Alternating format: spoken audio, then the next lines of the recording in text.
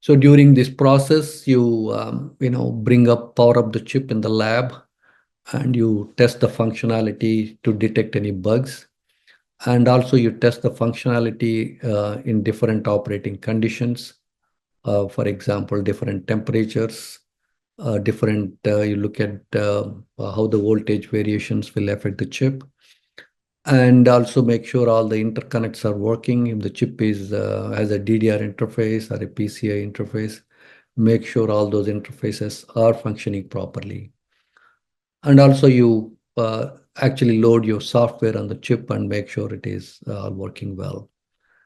And then once it works in the lab, then you also want to make sure that all your DFT patterns you created, your scan patterns, your MBIS patterns, all those stuff are working well on the tester. So you put this chip on the tester and validate all those vectors before you release it to volume production.